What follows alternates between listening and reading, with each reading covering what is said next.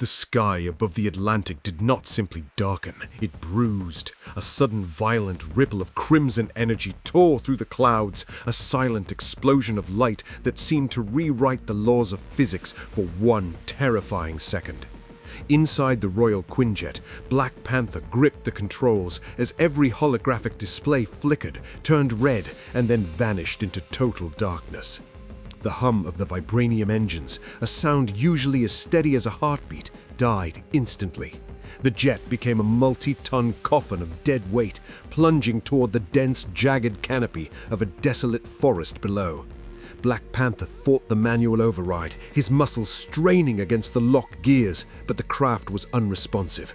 With a deafening roar of splintering timber and screeching metal, the Quinjet plowed through the trees, carving a path of destruction before slamming into the earth. When consciousness returned, it brought the smell of smoke and damp soil. Black Panther lay amidst the wreckage. He tried to activate the armor's internal diagnostics. Nothing. The sophisticated neural mesh that connected his mind to the Panther habit was cold. The HUD inside his helmet was a dead void. He sat up, the suit feeling like a heavy, restrictive cage of inert metal. Without the power to soften its weave, the Vibranium was no longer a flexible fabric. It was a rigid, oppressive shell. He pushed through the shattered cockpit glass and stepped into the mud. The forest was unnervingly silent. No crickets sang, no wind stirred the leaves. It was a place where life seemed to have been invited to leave. Black Panther never considered removing his helmet. It was his protection and his crown, even if its systems were dark. He tapped his comms. "Shuri! Shuri, do you read?" Only the hollow echo of his own voice inside the helmet answered him. He looked at the wreckage of the Quinjet, hoping to salvage a distress beacon, but the red energy had been thorough. Every circuit was fried, every backup battery drained. He began to walk, his boots sinking into the peat. He was Black Panther, a hunter who had tracked predators across the veldt and fought cosmic threats alongside the Avengers. He told himself this was merely a survival exercise, yet a prickle of instinct, something ancient and primal, stirred at the base of his neck. Snap! He spun around, his silver-rimmed eyes scanning the gloom. The fog was thick here, clinging to the gnarled roots like a shroud. He saw nothing. He turned back to his path, but only after a few dozen yards the sound returned. Crunch. A heavy footfall on dry bone and dead leaves. It was too heavy to be an animal. Black Panther didn't wait for a third sound. He dropped into a combat stance, his fingers curling as he triggered the manual release for his claws. With a sharp metallic shink, the physical Vibranium blades extended from his gloves. They were not powered by energy pulses tonight, but they were still sharp enough to shear through steel. "I know you are there," Black Panther said, his voice steady, projecting the confidence of a king. "I am the Black Panther. To hunt me is to invite your own end." A shape began to coalesce in the mist. It was a mountain of a man, clad in the tattered, salt-stained rags of a mechanic's jumpsuit. His skin, where visible, was the color of a drowned corpse, bloated and gray. But it was the face that halted the air in Black Panther's lungs.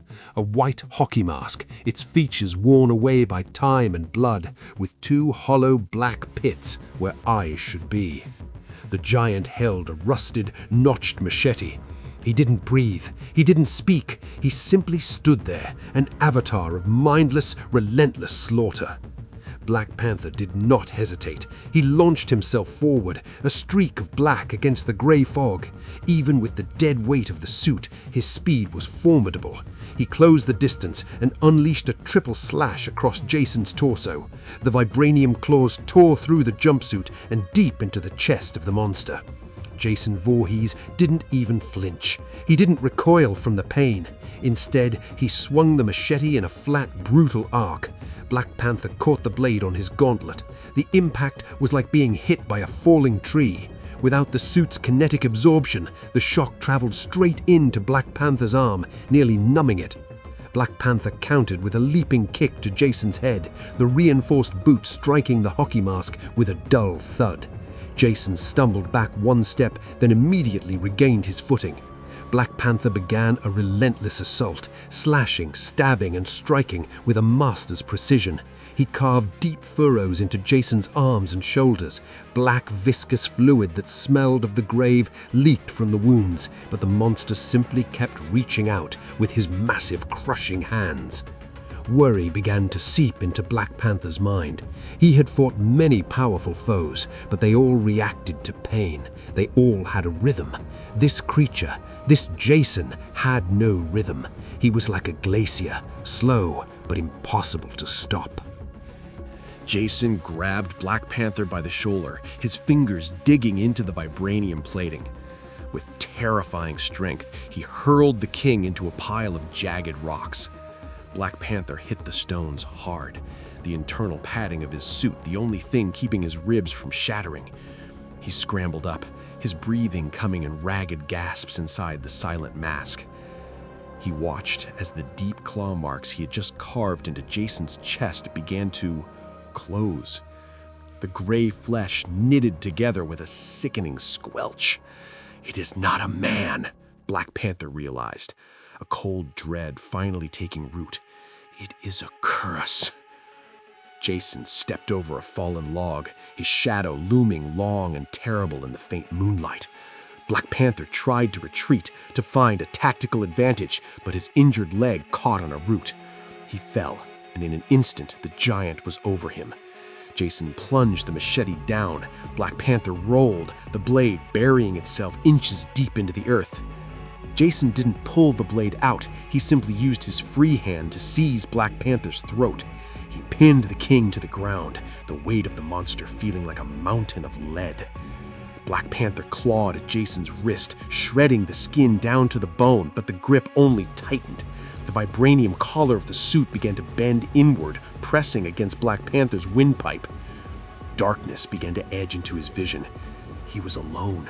His technology had failed him. His strength was not enough. For the first time in his life, the king of Wakanda felt the true shadow of death.